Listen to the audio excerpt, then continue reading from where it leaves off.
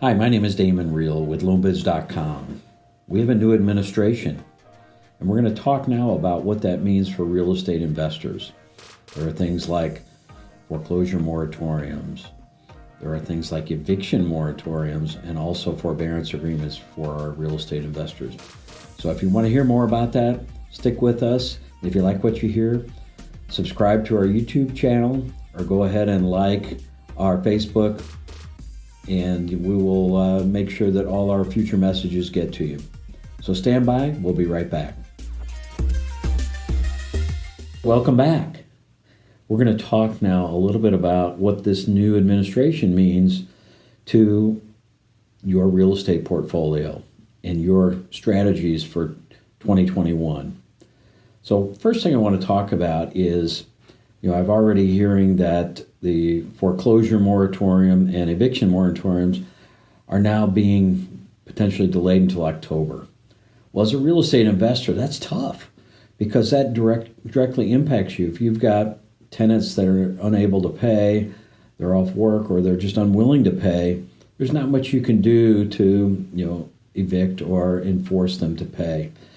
So what I'm going to talk about now is a little bit about how to position yourself with your needs for private loans during this next 12 months. So again, one of the key aspects of this that really impacts you are things like forbearances. So many of our clients were offered forbearances because they had renters that were not paying and they accepted them.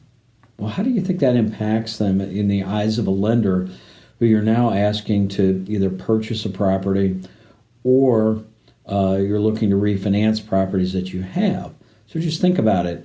I'm asking to borrow money and I've got 3, 5, 10, 15 properties in forbearance. The lender says, well, they must be under some sort of financial stress if they're in forbearance. So should I really take new money and give them to this particular customer, regardless of the LTV?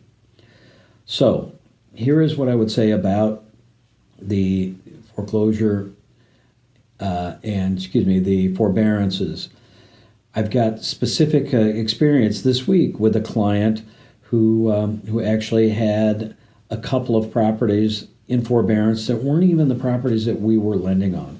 So I went out to the lender, and these what I believe to be the standard capital markets requirements if a borrower has properties in forbearance.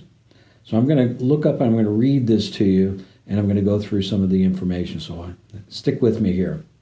So in a forbearance, if the borrower is currently in forbearance on one or more mortgages on their credit report or background check, then the loan will be ineligible unless the following requirements have been met without exception. So again, here are the exceptions. Number 1, the forbearance is documented as being directly related to a state or nationally declared disaster, which includes COVID-19. So that's 1. Number 2, no mortgages are currently delinquent or past due. So again, those mortgages that are in moratorium can't have been past due, or any of the other mortgages on your credit report cannot be showing as currently past due. Number 3, the borrower has no history of a significant derogatory credit regardless of age. Significant derogatory credit is defined as any late payments, mortgages or not, 60 days or more delinquent, or any instance of bankruptcy, foreclosure, deed in lieu of foreclosure, completed or not, any non-medical collections greater than $1,000. And then number 4 is all funded properties must have a 3-month payment reserve and can't be in forbearance at or after application. So let me say that again. All funded properties have a 3-month payment reserve. So I'm going to explain that here in a minute. And they cannot be in forbearance at or after the application. So let's talk about this practically. So if you've got properties that are in forbearance currently, Again, can't show as past due, and maybe the payments will start here in a few months. Lenders can go ahead and make the loan if those properties are not your subject property for the loan.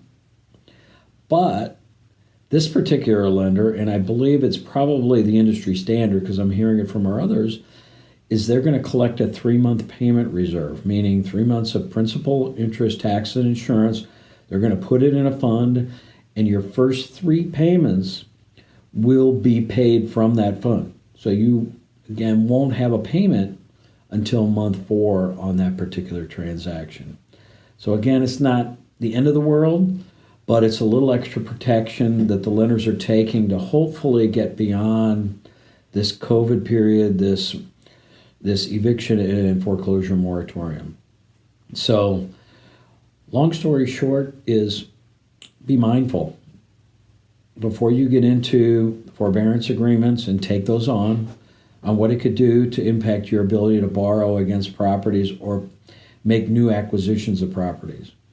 So if you need more information on this, we're more than happy to help you out. Give us a call at 636-552-4710 or go to LoanBidz.com if you have a loan request and reach out to us that way. So until next time, everyone continue to stay safe and hopefully things will calm down a little bit.